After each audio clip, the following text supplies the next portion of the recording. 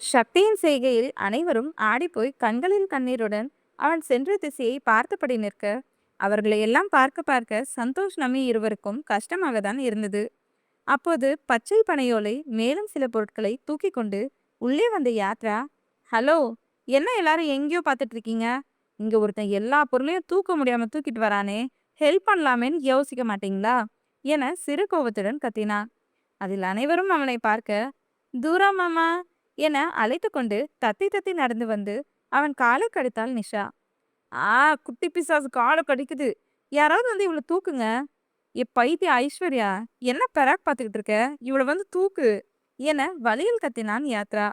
அவனை முறைத்தபடியே நிஷாவை தூக்கி கொண்ட ஐஸ்வர்யா, டேய், குழந்தை எவ்வளோ ஆசையா மாமான்னு கூட்டுட்டு ஓடி வந்தா, நீ என்னமோ பேய பார்த்த மாதிரி கத்துற என அவன் மண்டையில் கொட்டியவள், நிஷா தங்கம், இனிமே இவன் கூட பேசாத என்றாள். நிஷா தலையை ஆட்ட, ரெண்டும் ரத்த காட்டேரிங்க என திட்டிய யாத்ரா கையில் வைத்திருந்ததை அதற்கு மேல் தாங்க முடியாமல் கீழே போட்டு விட்டான்.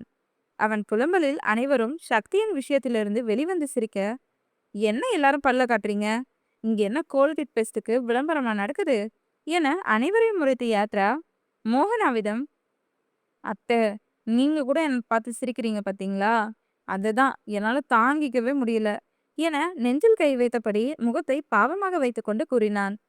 நான் என்ன யாத்ரா பண்ணட்டும், நீ பண்றத பார்த்தா எனக்கு சிரிப்பு தான் வருது என கிண்டலாக கூறினார் மோகனா. அதை கேட்டு மேலும் பாவமாக முகத்தை வைத்து கொண்டான் யாத்ரா. சரி விடு, முகத்தை இப்படி வச்சுக்காத, நான் சும்மா தான் கிண்டல் பண்ணேன் என்றார் மோகனா. ம் என அவன் சிரிக்க, மோகனா கீதா, டைம் ஆச்சு, இப்ப ஆரம்பிச்சாதான் சரியா இருக்கும் என்று வள்ளி நம்மியிடம் திரும்பி, நம்மி சக்தியை கூப்பிட்டு இந்த பண ஒலிய தீக்ஷி ரூம்ல வடக்குல நீ சுத்தம் பண்ண பத்தியா, அந்த இடத்துல மூளையில குடிசை மாதிரி கட்ட சொல்லு என்றார். சரிங்க அத்தை, நான் சொல்றேன் என நமி பண ஒலியை எடுத்துக்கொண்டு அங்கிருந்து நகர, ஆண்கள் அனைவரும் ஹாலிலேயே அமர, அவர்களுடன் சரோ மேகலை இருக்க, இளைய பெண்களை தவிர பெரிய பெண்கள் அனைவரும் தீட்சி அறைக்கு வந்தனர். அப்போது நமியுடன் உள்ளே வந்த சக்தி யாரையும் கண்டு கொள்ளாமல் கையில் வைத்திருந்த பண ஒலியை கூடாரமாக கட்டி அங்கிருந்த மூலையில் வைத்தபடி நமியை பார்த்து, அத்தம்மா, வேற ஏதாவது பண்ணணுமா என கேட்க, அவ்வளவுதான் நினைக்கிற சக்தி என சொல்ல வரும்போதே, ஏய், நீ எதுக்கு என்னோட ரூம்குள்ள முதல்ல வந்த, வெளியே போடா என குளியலறையிலிருந்து வெளிவந்த தீக்ஷன்யா கோபமாக கூறினாள். தீக்ஷி, வாயை அடக்கிட்டுரு, நான் தான் அவனை இங்க வர சொன்னேன், உனக்கு எல்லா சடங்கும் அவன் தான் பண்ணணும், அவன் தான் பண்ணுவான். அத்தை, என்ன அமைதியா இருக்கீங்க, சொல்லுங்க, நீங்க சொன்னாதான் இவன் நம்புவா என்றார் நமி. தீக்ஷி, அம்மா சொல்றது உண்மைதான், சக்தி தான் முன்ன நின்று எல்லாம் பண்ணுவான் என்றார் வள்ளி. அதை கேட்டு அமைதியாக நின்ற தீக்ஷன்யா சக்தியை பார்க்க, அவளை பார்வையாலே எரித்தான் சக்தி. அதில் தீக்ஷன்யாவின் உடல் உதிர ஆரம்பித்தது. வேகமாக மோகனாவின் பின்னால் வந்து ஒளிந்து கொண்டவளுக்கு சக்தியை பார்க்கவே பயமாக இருந்தது. அம்மாடி, இவன் எப்படி பாக்குறான், ஐயோ தீக்ஷி, நீ அடிக்கடி அவனை சின்ன வயசுல இருந்த சக்தின்னு நினைச்சு பேசிடுற, இனிமேல் உன்னோட வாயை குறைச்சுக்கோ. நல்ல வேலை எல்லாரும் இருந்ததால தப்பிச்சோம், இல்லைனா என்ன பண்ணுவான்னு யோசிச்சு பார்த்தாவே உடம்பெல்லாம் நடுங்குது என மனதில் நினைத்து கொண்டாள். அத்தம்மா, இன்னும் எவ்வளவு நேரம் ஆகும் என சக்தி கேட்க, அவன் குரலில் இருந்த அழுத்தத்தில் அனைவருக்குமே உடல் நடுங்கியது.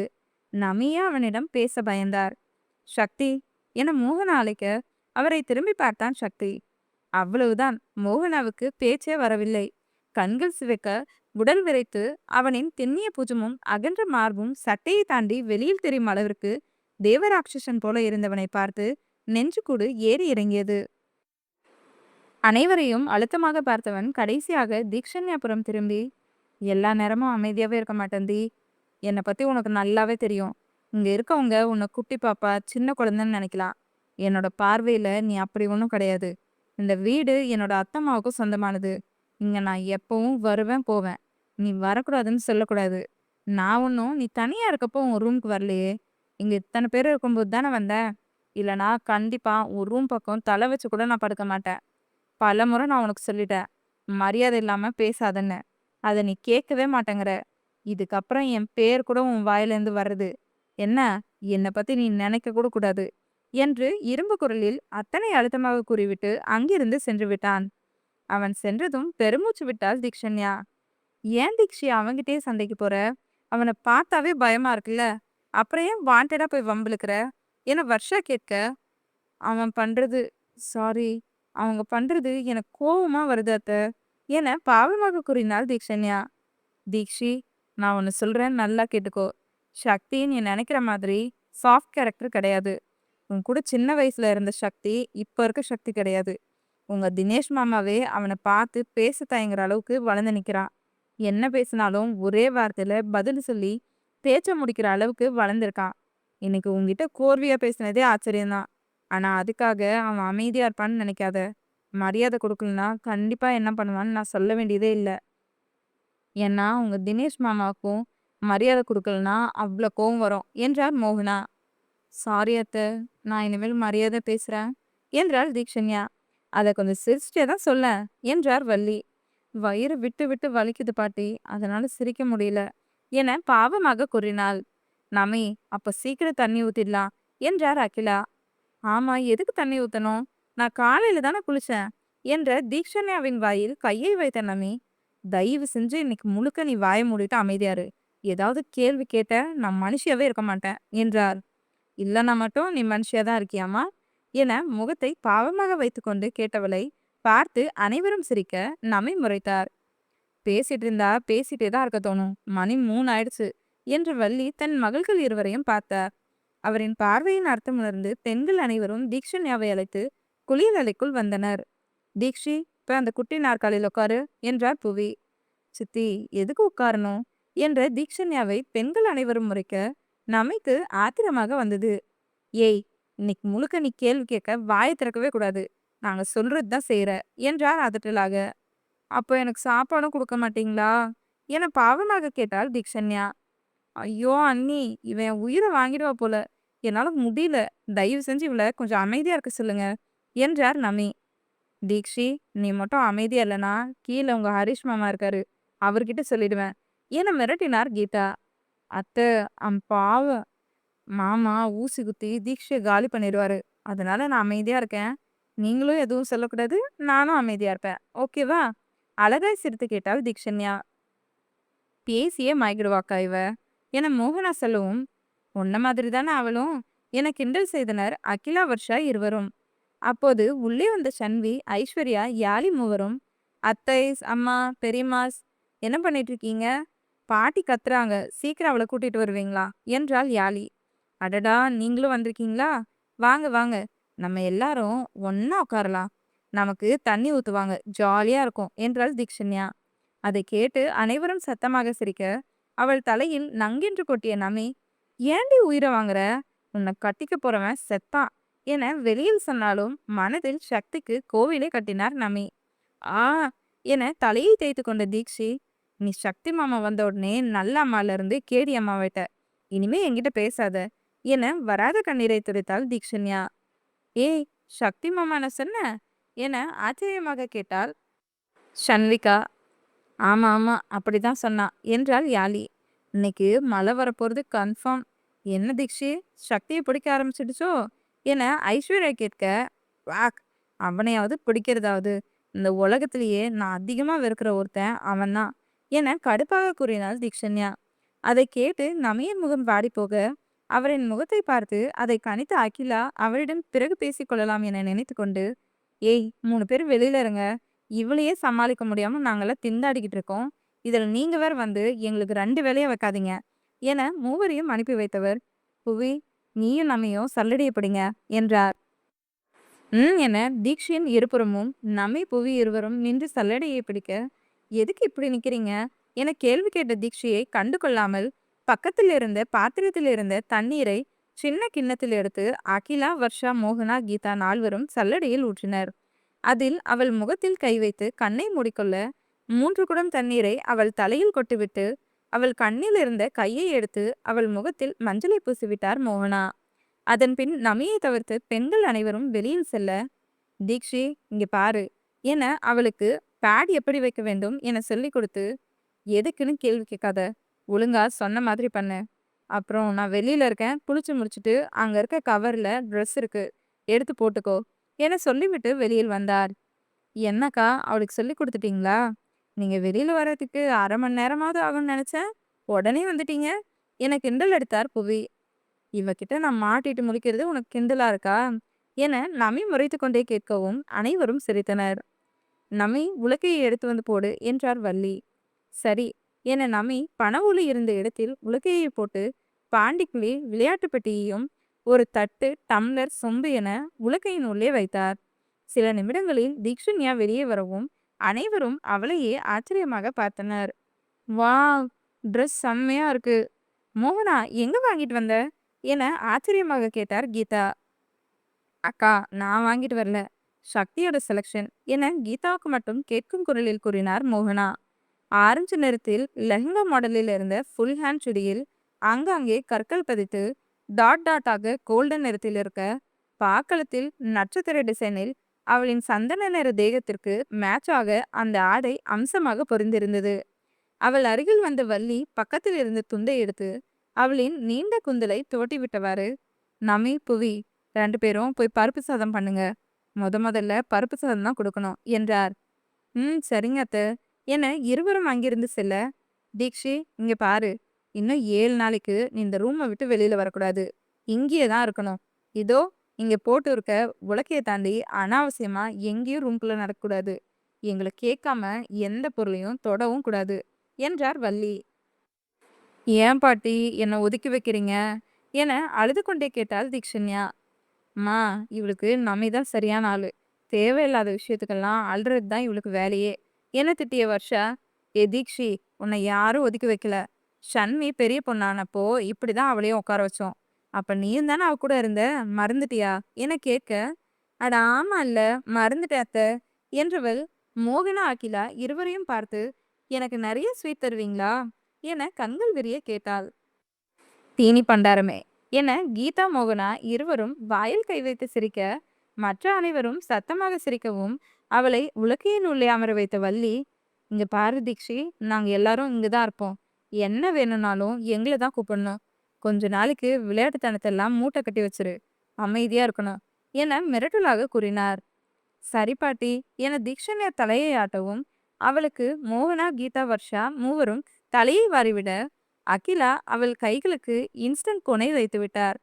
அதன் பின் சில நிமிடங்களில் அனைவரும் தீக்ஷண்யா அறைக்கு வந்து அவளை பார்த்து அசந்துதான் போயினர். இதுவரை சின்ன குழந்தை போல் தெரிந்தவள் இன்று அனைவரின் கண்ணுக்கும் குமரி பெண்ணாக தெரிந்தாள். அப்போது பருப்பு சாதத்துடன் உள்ளே வந்த நமி, தீக்ஷி, அங்க இருக்க தட்டை எடு என சொல்லவும் அவள் தட்டை எடுத்து நீட்ட அதில் பருப்பு சாதத்தை வைத்தார் நமி. எனக்கு நாய்க்கு மாதிரி சாப்பாடு போடலாமா என பாவமாக கேட்டாள் தீக்ஷண்யா. இப்பதான் கீபோர்டு உன்னை பார்க்கவே எனக்கு சந்தோஷமா இருக்கு. நீ எல்லாம் ஒரு இடத்துல நிக்கவே காசு கேட்ப. அதுவும் இன்னொரு விஷயம் தெரியுமா, நாளைக்கு நிறைய பேர் வருவாங்களாம். அவங்க நிறைய தீனி வாங்கிட்டு வருவாங்களாம். அதெல்லாம் நான் தான் சாப்பிடுவேன் என பழிப்பு காட்டினான் யாத்ரா. ரெண்டும் எப்ப பாரு திங்கிறதுலே இருக்குங்க என கண்ணன் குருவும், சிபிஓ, நீ அப்படியெல்லாம் பண்ணக்கூடாது. நான் பெரிய பொண்ணாகி இருக்கேன்னு தான் இன்னைக்கு ஃபங்க்ஷன் வச்சிருக்காங்க. அதனால நிறைய பேர் வந்தாலும் என்ன பார்க்க தான் வருவாங்க. ஸோ நான் தான் அவங்க கொண்டு வரதெல்லாம் சாப்பிடுவேன். உனக்கு வேணும்னா நீயும் பெரிய பையனாகு, அப்பதான் உனக்கும் ஃபங்க்ஷன் வைப்பாங்க. நீயும் நிறைய சாப்பிடலாம் என்றாள் தீக்ஷண்யா சாப்பிட்டு கொண்டே. அதை கேட்டு அனைவரும் சிரிக்க, இளையவர்கள் எல்லாம் விழுந்து விழுந்து சிரிக்க, அதை பார்த்த நிஷாவும் பல்லை காட்ட தீக்ஷண்யாவை முறைத்து பார்த்தான் யாத்ரா. தினேஷ் வீட்டில் அனைவரும் பெங்களூர் சென்று இருக்க வியான் சண்மதி மட்டும் வீட்டில் இருந்தனர். அண்ணா, டைம் ஆச்சு, கிளம்பலாமா என ஷண்மி கேட்க, சாய் அண்ணா வரேன்னு சொன்னாரு, அவர் வந்ததும் சொல்லிட்டு கிளம்பலாம் என்றான் வியான். என்று சன்மி ஜீஜு குட்டியை கொஞ்சம் கொண்டு இருந்தாள். அதை புன்னகையுடன் பார்த்து கொண்டிருந்தான் வியான். சில நிமிடங்களில் சாகித்யா கையில் பார்சலுடன் வந்தவன், நேரமாச்சா, டிராஃபிக்ல மாட்டிட்டேன், இல்லைனா இன்னும் கொஞ்சம் முன்னாடியே வந்திருப்பேன் என சொல்லியபடி சோஃபாவில் அமர்ந்தான். பரவாயில்ல அண்ணா, எனக்கு நைட் ஷூட் தான், ஒன்றும் பிரச்சனை இல்லை என சன்மி சொல்லவும் அவன் கையில் வைத்திருந்ததை மோப்பம் பிடித்த ஜீஜி குட்டி அவனிடம் தாவி கவரை முகர்ந்து பார்த்து கத்தியது. அண்ணா, என்ன வாங்கிட்டு வந்த? இவன் எப்படி கத்துறான்? மீன் இருக்கா என்ன என வியான் கேட்க, ஆமா வியான், மீனும் பீட்சாவும் வாங்கிட்டு வந்தேன். சாப்பிட போறீங்களா இல்லை அங்கே போய் சாப்பிட்டுக்கிறீங்களா என சாகித்யா கேட்க, இல்லைண்ணா, நாங்கள் வீட்டில் போய் சாப்பிட்டுக்கிறோம். ஏன்னா நாங்கள் கூட சீக்கிரம் சாப்பிடுவோம். இந்த ஜீஜு குட்டி ரொம்ப லேட் பண்ணுவான். இன்னைக்கு அந்த ஷார்ட் ஃபிலிமோட லாஸ்ட் டே ஷூட். அதை முடிச்சுட்டா ஒரு வேலை முடிஞ்சிடும். அடுத்து அந்த அடிமை சீரியலுக்கு சில திங்ஸ்லாம் வாங்கணும். அதுக்கு வேற அலையணும் என பெருமூச்சு விட்டபடி கூறினாள் ஷண்மி. அந்த சீரியல்ல உன்னோட மெயின் காஸ்டியூம் என்னது என சாகித்யா கேட்க, புடவையா தான் இருக்கும் என்றான் வியான். ம். ஆமா, புடவை தான்னு சொன்னாங்க. சக்தி அண்ணன்கிட்ட சொல்லிட்டேன். அதெல்லாம் அண்ணன் பார்த்துக்கும். அத தவிர்த்து கொஞ்சம் ஜுவல்ஸ், ஸ்லிப்பர், வாட்ச், காஸ்மெட்டிக்ஸ் ஐட்டம்லாம் வாங்கணும். உனக்கு என்ன மாதிரி வேணும்னு சொன்னா நாங்களே வாங்கிட்டு வந்து கொடுப்போம்ல. எதுக்கு ஷண்மி அலைஞ்சிட்டு இருக்க என்றான் சாகித்யா. அண்ணா, அவளுக்கு தேவையானது அவளே நேர்ல போய் பார்த்து வாங்கினாதான் அவளுக்கு சாட்டிஸ்ஃபைடா இருக்கும். கொஞ்சமாவது அவளை வெளியில சுத்த விடலான்னா. பாவம், ஷூட்டிங், ஸ்கூலு, வீடுன்னே இருக்கா. அவளும் வெளி உலகத்தை பார்த்து தெரிஞ்சுக்கிட்டோம் என்றான் வியான். அமெரிக்கால படிச்சவளுக்கு வெளி உலகம் நல்லாவே தெரியும் வியான். இருந்தாலும் எனக்கு கொஞ்சம் பயம், அதான் சொன்னேன். நீ கூட போனனாலும் 2 பேரையும் பார்த்து யாராவது ஃபோட்டோ எடுத்து சோஷியல் மீடியால போட்டுட்டா பிரச்சனை ஆயிடும். நீயும் அவளோட வெளியே சுத்த முடியாது. எனக்கும் வேலை இருக்கு. பேசாம ராணுவ போ சொல்லலாமா என சாகித்யா கேட்க, அண்ணா, நான் என்னை பத்திரமா பார்த்துப்பேன். உனக்கு வேலை இருக்கிற மாதிரி தான் ராணா மாமாவுக்கும் வேலை இருக்கும். நீங்க என் கூட இல்லைனாலும் பாதுகாப்புக்கு எனக்கே தெரியாம நிறைய பேர் வச்சிருக்கீங்கல்ல, அப்புறம் என்ன? என்னை பத்தி கவலைப்படாதானா என்றாள் ஷண்மி. அவ சொல்றதும் சரிதானா. அமெரிக்காவிலேயே தனியா சர்வை பண்ணவளுக்கு நம்ம ஊர்லாம் சர்வ சாதாரணம். ஆமாதானே ஷண்மி என வியான் கேட்க, ம், ஆமா ஆமா என்று ஷண்மி சாகித்யாவை சுற்றி கொண்டிருந்த ஜிஜி குட்டியை தூக்கி கொண்டு, சரியாண்ணா, நாங்க கிளம்புறோம். ஃப்ரீயா இருந்தா வந்துட்டு போ என்றார். பார்த்து போயிட்டு வா ஷண்மி என்ற சாகித்யா வியானிடம் கையில் இருந்த கவரை கொடுத்து, காரை ஸ்லோவா ஓட்டு, ஒன்றும் அவசரம் இல்லை, பறக்காத என சொல்லவும், சரி அண்ணா என ஜிஜி குட்டியுடன் இருவரும் கிளம்பினர். அவர்கள் இருவரும் சென்றதும் தன் அறைக்கு வந்த சாகித்யா குளித்து முடித்து டி-ஷர்ட், ட்ராக் பேண்ட் அணிந்து சக்தியின் அறைக்கு வந்து பெட்டில் அமர்ந்தான். இது வழக்கமாக நடக்கும் ஒன்றுதான். அவனுக்கு மனது சரியில்லை என்றால் எப்போதும் சக்தியின் அறைக்கு தான் வருவான். அந்த அறையில் சக்தி இல்லை என்றாலும் அவன் உடனிருந்து, பார்த்துக்கலானா, காமா இரு என்று ஆறுதல் சொல்வது போல அவனுக்கு ஒரு புத்துணர்ச்சி கிடைக்கும். இன்று சாய்ரா பேசியது சாகித்யா மனதை உண்மையாகவே பாதித்திருந்தது. மோகனா அடிக்கடி சொல்வார், தீக்ஷி பெரிய பொண்ணான பிறகு நீதான் எல்லாமே முன்னின்று செய்ய வேண்டும் என்று. இன்று அம்மாவின் ஆசையை கூட நிறைவேற்ற முடியாதபடி காதலியின் பேச்சை கேட்டு ஒதுங்கியிருந்து விட்டோமே என நினைத்து குற்ற உணர்வாக இருந்தது. அவனுக்கு வேலையே ஓடவில்லை. நேரமாக வீட்டிற்கு வந்தாலும் சந்தேகம் வரும் என்பதற்காகவே எப்போதும் ஒரு நேரத்திற்கு தான் வீட்டிற்கு வந்திருந்தான். அவன் அமர்ந்து இருந்ததற்கு நேராக எதிரில் இருந்த சுவரில் சக்தியின் 4 வயது புகைப்படம் பெரியதாக ஃப்ரேம் போட்டு மாட்டியிருந்தது. அதை கூட தினேஷ் தான் ஃப்ரேம் போட்டு செய்து மாட்டியிருந்தார். அவனின் அறையை கூட தினேஷ் தான் பார்த்து பார்த்து டிசைன் செய்தார். வீட்டில் உள்ளவர்களின் அறையை விட சக்தியின் அறை சற்று விசாலமாகவே இருக்கும். அறையின் உள்ளே 6 அறைகள், கண்ணாடி பால்கனி என ஒவ்வொன்றையும் பார்த்து பார்த்து 6 மாத காலமாக டிசைனர் கூடவே இருந்து அறையை டிசைன் செய்தார். ஆனால் இந்த அறைக்கு சக்தி ஒரு முறை கூட வந்ததில்லை. ராம் இருந்தபோது கூட ஹாலிலேயே பார்த்து பேரன் முறையில் செய்ய வேண்டியதெல்லாம் செய்து ராமின் உடலை எடுத்ததும் அங்கிருந்து சென்று விட்டான். அப்போதும் கூட பேச வந்த குடும்பத்து ஆட்களை எல்லாம் பார்வையாலே எட்டி நிறுத்தினான். சாகித்யாவின் போனை ட்ராக் செய்து கொண்டிருந்த சாய்ரா, அவன் பெங்களூர் செல்லவில்லை என உறுதிப்படுத்தி மனதில் சந்தோஷம் கொண்டவள் வேகமாக தினேஷ் வீட்டிற்கு வந்தாள். அவன் சக்தி அறையில் தான் இருப்பான் என சரியாக கணித்து உள்ளே வந்து அவன் தோளில் கையை வைத்தாள். அதில் அவளை திரும்பி பார்த்து சாகித்யாவின் கண்ணில் அத்தனை கோபம். ஏய், வெளியே போடி என கத்தினான். மாமா என பயந்து விட்டாள் சாய்ராதேவி. யாரை கேட்டுடி இந்த ரூமுக்கு வந்த என அவள் கையை பிடித்து இழுத்து கொண்டு வெளியில் வந்து சக்தி அறையை பூட்டியவன், இந்த ரூமுக்கு வர்றதுக்கு உனக்கு எந்த தகுதியும் இல்லை, அனுமதியும் இல்லை என அத்தனை அழுத்தமாக கூறினான். மாமா, நீ என் மேல கோவமா இருக்கன்னு தெரியும். அதுக்காக இப்படியா பிஹேவ் பண்ணுவ? சக்தி மாமா ரூமுக்கு நான் வரதுல உனக்கு என்ன பிரச்சனை? இந்த வீட்ல எல்லா ரூமையும் யூஸ் பண்ண எனக்கு எல்லா உரிமையும் தகுதியும் இருக்கு. என்ன அப்படி பாக்குற? நான் அந்த வீட்டுக்கு மூத்த மருமகளா வரப்போறவ. அந்த உரிமையும் தகுதியும் போதும் இந்த ரூம்குள்ள வர்றதுக்கு என ஆவேசமாக கூறினாள் சாய்ராதேவி. ஒத்துக்கிறேன், நீ இந்த வீட்டுக்கு மூத்த மருமக, எனக்கு கொண்டாட்டியா வரப்போறவதான். அதுக்காக சக்தி ரூம்ல வர்றதுக்கு உனக்கு உரிமை இருக்குன்னு சொல்லாத. இந்த வீட்ல என்னோட ரூமுக்கு தவிர வேற எந்த ரூமுக்கும் அனுமதி இல்லாம வர்றதுக்கு உனக்கு உரிமையே கிடையாது என்று அழுத்தமாக கூறிவிட்டு அவளை திரும்பியும் பார்க்காமல் அவன் அறைக்கு சென்று விட்டான். காலை தரையில் ஆவேசமாக தட்டிய சாய்ரா, அந்த வீணா போன தீக்ஷண்யா சக்திக்காக எம்எல்ஏ கோவப்படுறல மாமா. உனக்கு ஒரு நாள் இந்த சாய்ரா யாருன்னு காட்டுறேன். எந்த ரூம்குள்ள போகவே எனக்கு உரிமை இல்லைன்னு சொன்னியோ, அந்த ரூமையே நம்ம ரூமா மாத்தி காட்டுறேன்.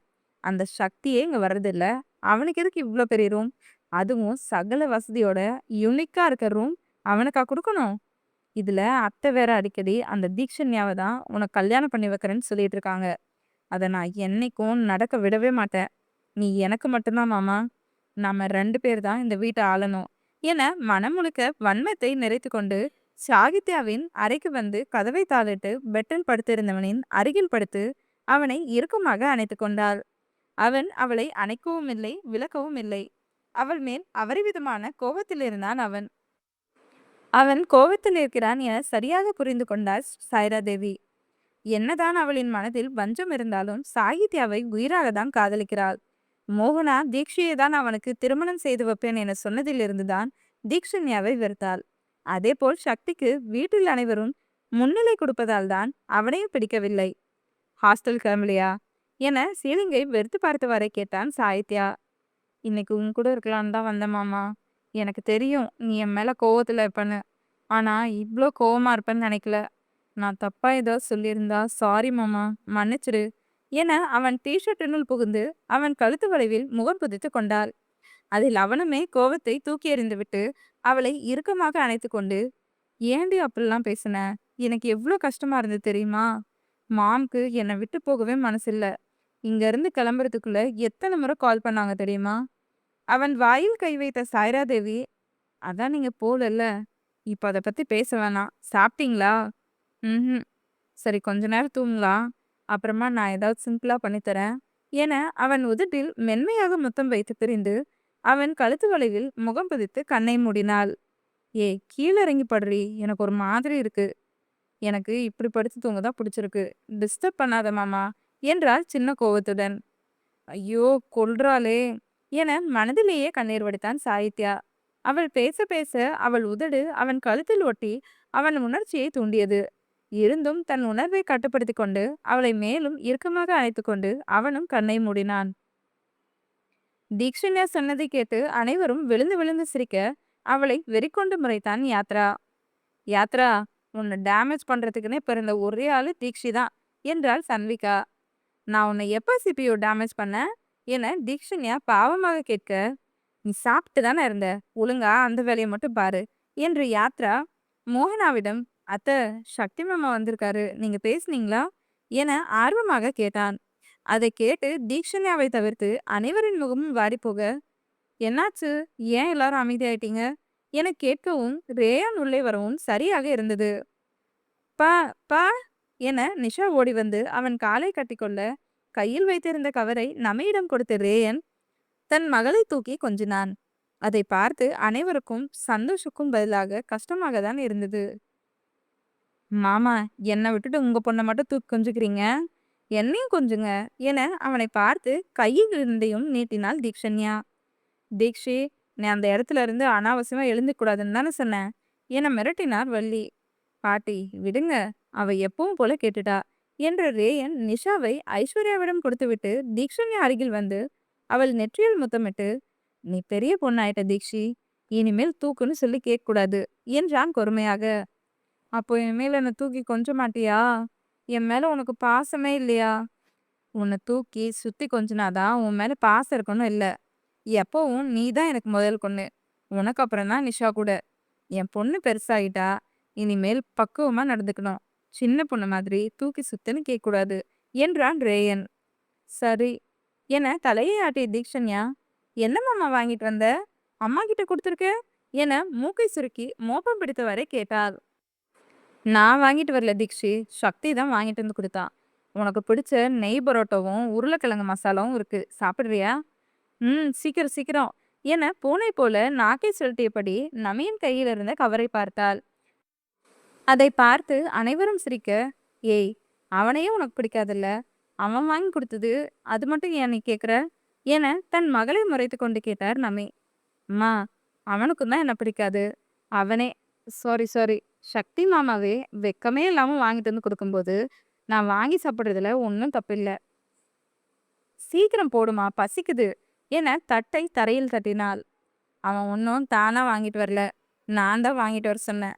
என சொல்லியபடி அவளுக்கு 2 பரோட்டாவை பிய்த்து போட்டு உருளைக்கிழங்கு மசாலாவை வைத்தார். அண்ணா, இது ஜெகதாம்பா பாட்டி கடையோட பரோட்டாவா? என ஐஸ்வர்யா கேட்க, இவளுக்கு அங்க வாங்கினா தானே பிடிக்கும். ஜெகதாம்பா பாட்டி கடையில தான் வாங்கியிருப்பான்னு நினைக்கிறேன் என்றான் ரேயன். தீக்ஷி, பாட்டி கடை பரோட்டாவா? ஆமாக்கா என சப்பு கொட்டி சாப்பிட்டு யாத்ராவை பார்த்து பளிப்பு காட்டினாள் தீக்ஷன்யா. கீபோர்டு இன்னைக்கு சக்தி மாமாவுக்கும் வாங்கிட்டு வந்து கொடுத்தாரு. அவருக்கு ஊருக்கு போயிட்டா நீ எங்கிட்ட தான் வந்து கெஞ்சணும் என்றான் யாத்ரா.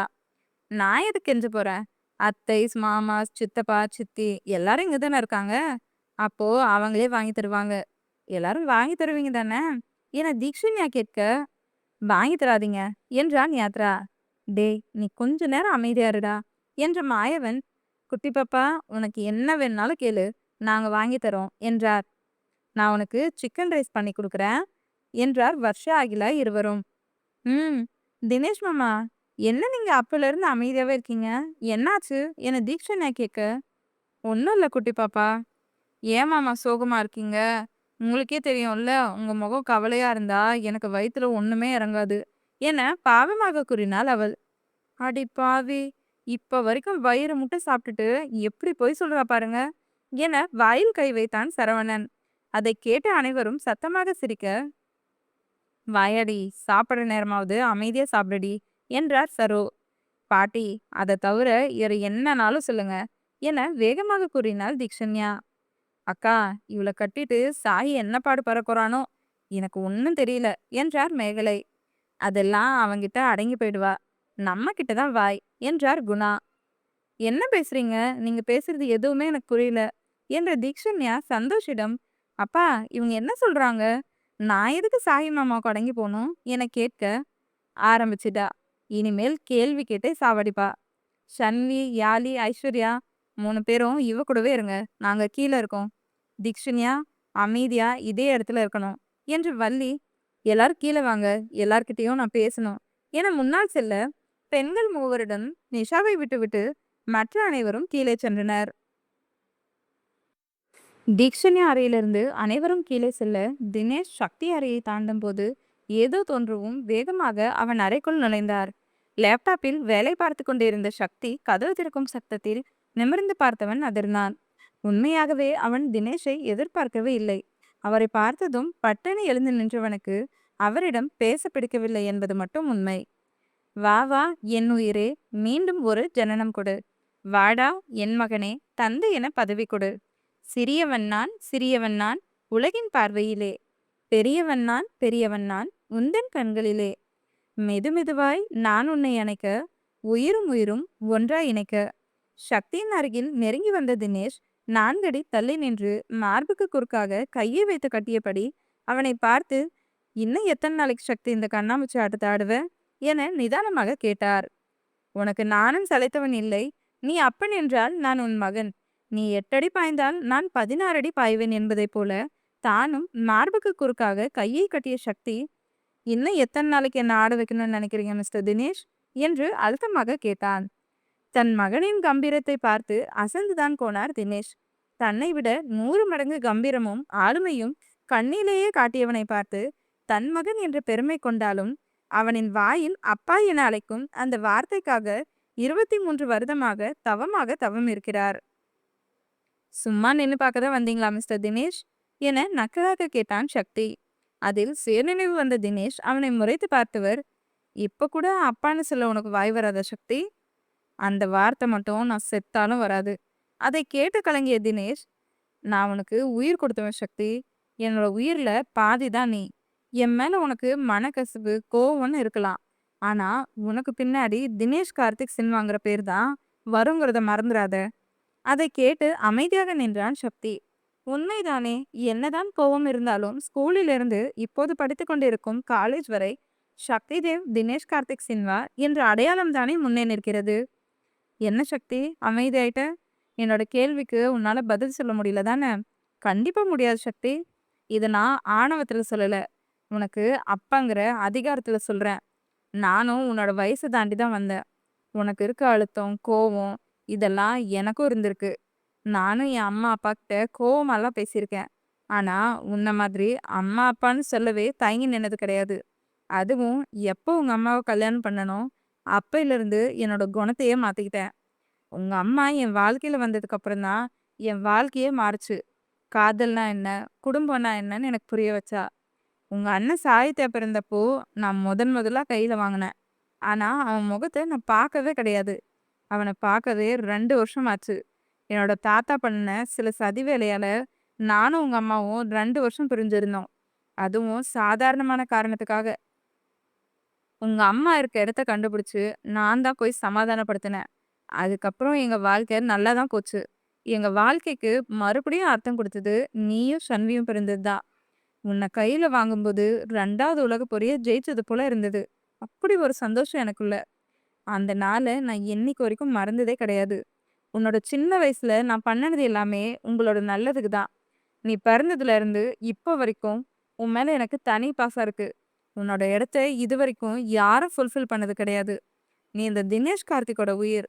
உன் முன்னாடி கோவமா முறைச்சுட்டு நின்னாலும், தனியா எத்தன நாள் உன்ன நெனச்சு ஃபீல் பண்ணியிருக்கேன் தெரியுமா? உங்க அம்மாவ நீ மாம் மாம்ன்னு சொல்லும்போதெல்லாம் எனக்கு ஏக்கமா இருக்கும். என்னையும் அப்பான்னு கூப்பிட மாட்டியான்னு. அப்படி இருக்கும்போது ஒரு நாள் தூக்கத்துல நீ என்ன அப்பான்னு கூப்பிட்ட. அத கேட்டதும் எனக்கு அவ்ளோ சந்தோஷமா இருந்துச்சு தெரியுமா? அப்ப நான் ரெக்கை இல்லாம பறந்தேன். ஆனா அதுக்கப்புறம் வந்த நாள் எல்லாமே உனக்கும் எனக்கும் சரியில்லாத நாள் தான். உன்ன 4 வயசுல இங்க அனுப்பி வச்சேன். அதுக்கப்புறம் உன்ன நீயே தனிமைப்படுத்திக்கிட்ட. உன்கிட்ட பேச ஆசையா ஃபோன் பண்ணா பேசவே மாட்டேன்னு மொரண்டு புடிச்ச. உன்ன நேர்ல பார்க்கலான்னு வந்தா, பக்கத்துல வராதீங்கன்னு சொன்னது மட்டும் இல்லாம, என்ன பார்க்கவே வரக்கூடாதுன்னு 6 வயசுலயே ஆர்டர் போட்டேன். அதையும் மீறி நாங்க பார்க்க வந்தா, பெங்களூர்ல இருந்து வேற எங்கேயாவது போயிடுவேன்னு மிரட்டினேன். அதுக்கப்புறம் நாங்க யாரும் உன்ன பார்க்க வரவே இல்ல. உன்கிட்ட பல தடவ பேச முயற்சி பண்ணியும், பலன் என்னவோ 0 தான். அப்படி இருக்கும்போது என் அப்பா இறந்தாரு. 11 வருஷம் கழிச்சு உன்ன அன்னைக்கு தான் பார்த்தேன். ஒரு பக்கம் என்ன பெத்தவரு உலகத்த விட்டு போயிருந்த துக்கம். மறுபக்கம் 17 வயசுல ஆண்மையோட இலக்கணமா வந்து நின்ன என் மகன், என் முகத்த கூட பார்க்கலையேங்கிற வலி. இருதலைக்கொள்ளி எறும்பா தவிச்சு போயிருந்தேன். என் கண்ண பார்த்தே நான் என்ன நினைக்கிறேன்னு நீ ஈஸியா கண்டுபிடிச்சுருவ. ஆனா அன்னைக்கு என் கண்ணுல அத்தன வலியும் வேதனையும் இருக்கும்போது, என் முகத்த கூட நீ பார்க்கலங்கிறத விட, பார்க்க கூட விரும்பலங்கிறது தான் உண்ம. அன்னைக்கு நான் துடிச்ச துடிப்ப சொல்லி மாளாது சக்தி. அன்னைக்கு என் அப்பா, உன் தாத்தாவுக்கு செய்ய வேண்டிய சடங்கு எல்லாத்தையும் பேரங்கிற முறையில செஞ்சார். ஆனா ஒரு மகனா எனக்கோ, இல்ல உன்னோட அம்மா, அண்ணன், தங்கச்சி, அக்கா, பெரியம்மா, பெரியப்பா, சித்தி, சித்தப்பா, பாட்டின்னு யாருக்காவது ஆறுதல் சொன்னியா சக்தி? இல்ல ஆறுதல் சொல்லணும்னாவது நினைச்சியா? அட்லீஸ்ட் நாங்கலாம் இருக்கோம்னாவது உன்னோட மூளையில பதிவாச்சா? அன்னைக்கு நீ வீட்டுக்குள்ள வர்றதுக்கு தயங்கின. நம்பி மட்டும் இல்லனா, நீ எப்பவோ எங்க கைய விட்டு போயிருப்ப. அப்படி என்ன சக்தி நாங்க உனக்கு பண்ணிட்டோம்? இன்ன வரைக்கும் சக்தி சக்தின்னு ஒவ்வொரு நிமிஷமும் வாழ்ந்துட்டு இருக்க என்னையும், உங்க அம்மாவையும் நெனச்சு பாத்தியா? எல்லாரும் பையன கிட்ட வச்சு வளர்த்தி பார்க்க தான் ஆசைப்படுவாங்க. ஆனா, எங்க நிலைமைய பாத்தியா? 6 வயசுல எங்கள விட்டு ஒதுங்கி போனவன, 23 வயசுல பார்க்குறோம். அதுவும் இவ்ளோ பக்கத்துல நின்னு. இந்த 18 வருஷமா எங்க மேல உனக்கு அப்படி என்ன கோவம்? அவ்ளோ பெரிய குடும்பம் இருந்தும் எங்கள வெறுத்து ஒதுக்குற அளவுக்கு அப்படி என்ன வைராக்கியம்? கோடி கோடியா பணம் கொட்டி கிடந்தும், வேலைக்கு போய் என்னோட தேவைய பார்த்துக்கிறேன்னு சொல்ற அளவுக்கு அப்படி என்ன திமிரு? ஒருத்தன் 18 வருஷமா பெத்த குடும்பத்தையே வெறுக்கிற அளவுக்கு என்னத்த சக்தி நீ அனுபவிச்ச? சொல்லு என மூச்சு விடாமல் ஆவேசமாக பேசினார். டேபிளில் இருந்த தண்ணீரை எடுத்து அவரிடம் நீட்டினான் சக்தி. அவருக்கும் தண்ணீர் தேவை என்பதால் அதை வாங்கி வேக வேகமாக குடித்துவிட்டு பாட்டிலை டேபிளில் வைத்தபடி தன் மகனை அழுத்தமாக பார்த்தார். அவரை எரித்து விடுவது போல பார்த்த சக்தி, மிஸ்டர் தினேஷ், நீங்க பேசுனது ரொம்ப ரொம்ப நல்லா இருந்தது. இதுவரைக்கும் நடந்த எல்லாத்துக்கும் நான் தான் காரணம்னு சூப்பரா ரிஜிஸ்டர் பண்ணீங்க. I appreciate it.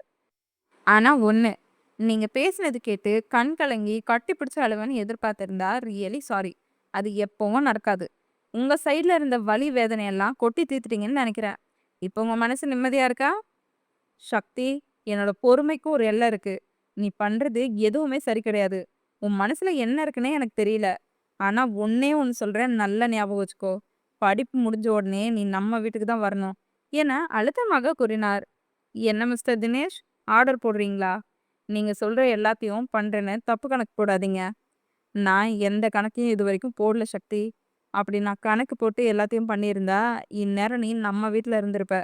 உன்னோட போக்குல விட்டது தான் என்னோட மிகப்பெரிய தப்பு என்றார் தினேஷ். அதை கேட்டு சக்திக்கு அத்தனை கோபமாக வந்தது.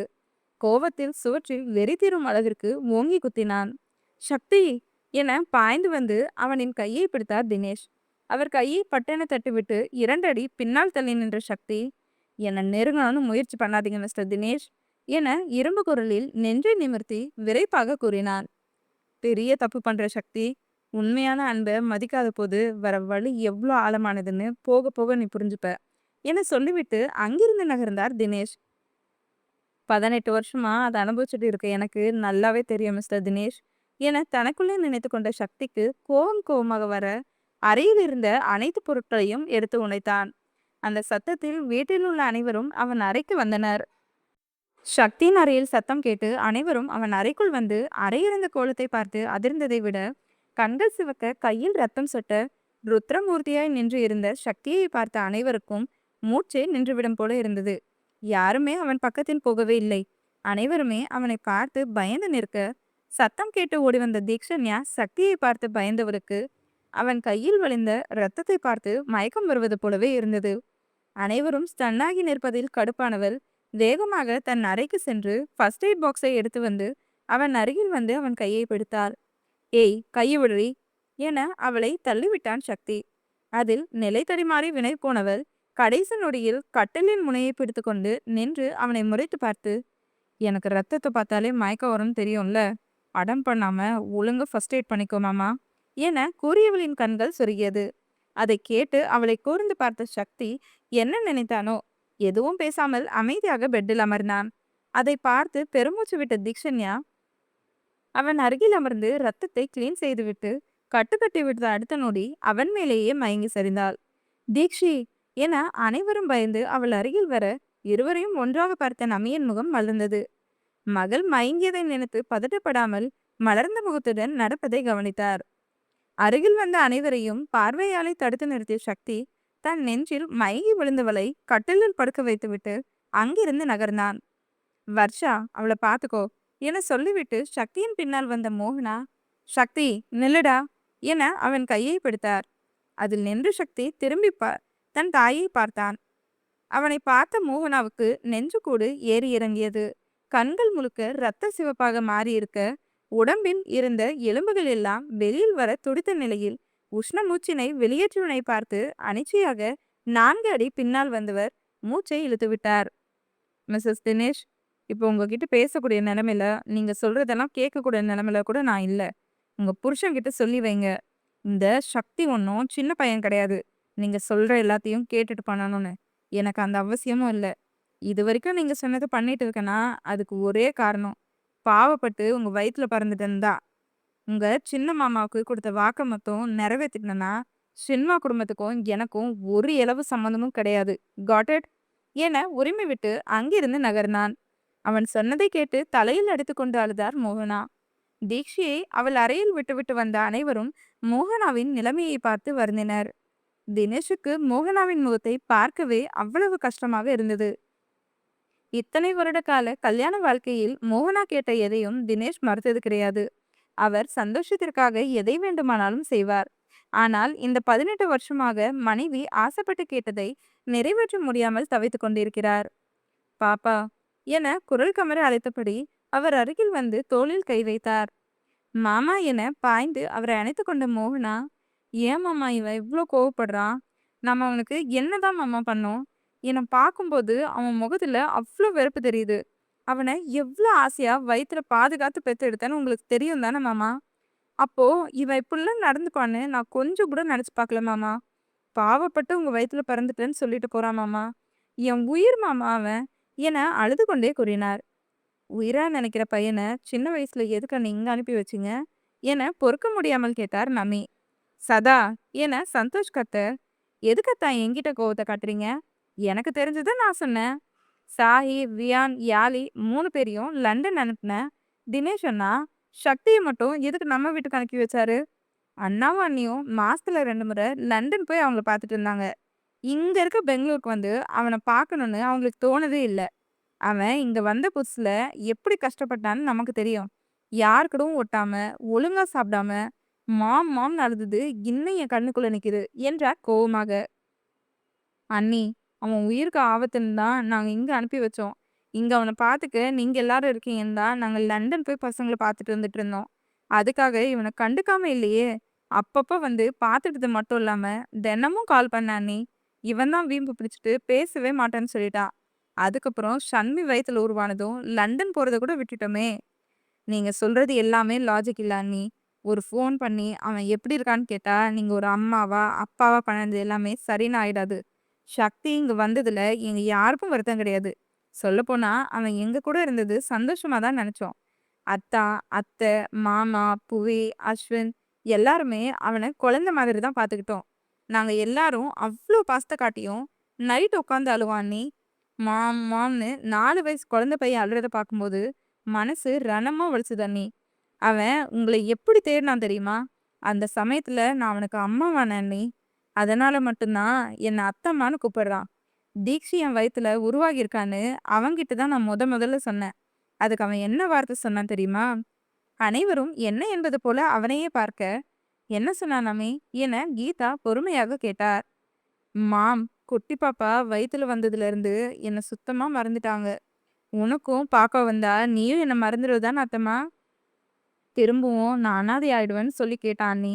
சத்தியமா சொல்றேன். அத கேட்டு நான் நொறுங்கி போயிட்டேன் அண்ணி. அந்த சின்ன குழந்தை மனசுல எவ்ளோ வேதனை இருந்தா அப்படி ஒரு கேள்வி கேட்டிருக்கும். சின்ன குழந்தையா இருக்கும்போது நாம பண்ற சின்ன விஷயம் கூட அவன் மனச பாதிச்சிருக்கு. அவனுக்கு 6 வயசு ஆகும்போது அவன அவனே தனிமைப்படுத்திக்கிட்டான். எனக்கு அப்பவே புரிஞ்சது.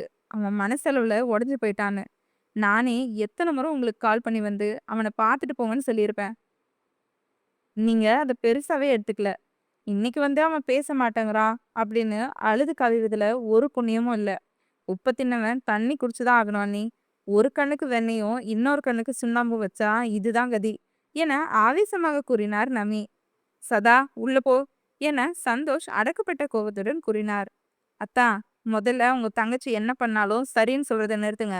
அவங்க தப்பு பண்ணுனா தப்புன்னு சொல்லி பழகுங்க என நமி சொல்லும்போதே அவரை அறிந்த சந்தோஷ், என்னடி நானும் பார்த்துட்டே இருக்கேன், நீ பாட்டுக்கு பேசிக்கிட்டே இருக்க.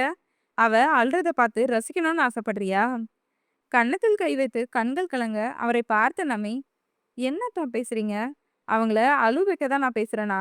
நான் சக்தியோட வலிய தான் சொன்னேன். அதனால அண்ணி அழுதா அதுக்கு நான் எப்படி காரணமாக முடியும்? உங்க தங்கச்சி மேல பாசம் இருக்கிறது தப்பு கிடையாது. ஆனா லூசுத்தனமா பாசம் வச்சிருப்பீங்க பாத்தீங்களா? அத தான் தாங்கிக்க முடியல. நமக்கு கல்யாணம் ஆகி 20 வருஷமாச்சு. இப்ப வரைக்கும் நீங்க என்ன சரியா புரிஞ்சுக்கவே இல்லல்ல?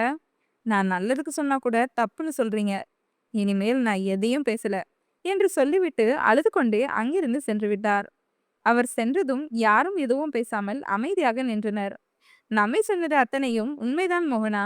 நீங்க பண்ணது தப்புதான் என அந்த அமைதியை கலைத்தார் கண்ணன். அப்பா, நீங்களுமா? நான் ஒன்றும் நடக்காது சொல்லல சந்தோஷ். ஆனா இது மட்டும் சக்தியோட கோவத்துக்கு காரணம் கிடையாது. அவனுக்குள்ள நிறைய ரகசியம் இருக்கு.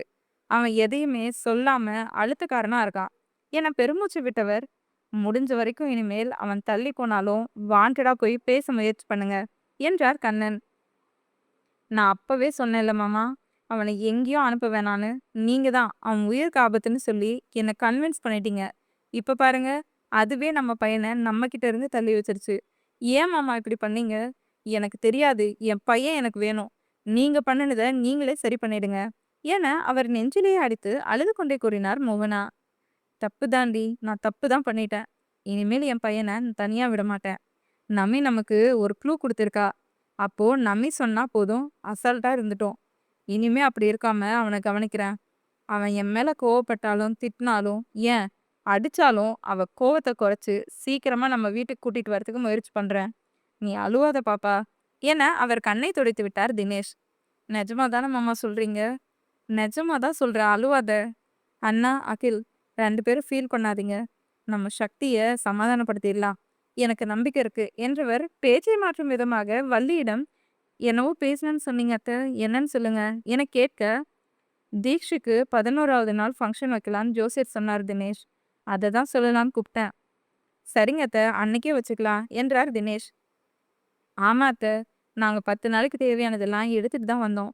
சரி, இப்பவே டைம் ஆயிடுச்சு. நாங்க கிளம்புறோம் என்றார் அகில். எங்க என வள்ளி கேட்க, ஹரிஷ் அண்ணா வீட்டுக்கு தான் அத்த. தீக்ஷி பெரிய பொண்ணா இருக்கும்போது நாங்க இங்க தங்குறது சரியா இருக்காது. ஆமா வள்ளி. அதுவும் இப்ப போய் எப்படி மாமா மச்சின வீட்ல தங்க முடியும்? உனக்கு மொற தெரியும் தானே? என சரோ கேட்க, என்றார் வள்ளி.